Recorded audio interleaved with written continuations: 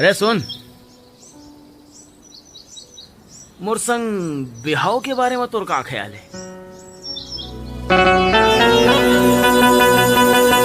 ए मोर सजनी तोर रंग सोनहा उवत सूरज जैसे लगे, चांद भी लजाए तोला देख के, गोरी तोला काकरो नजर झन लगे हो।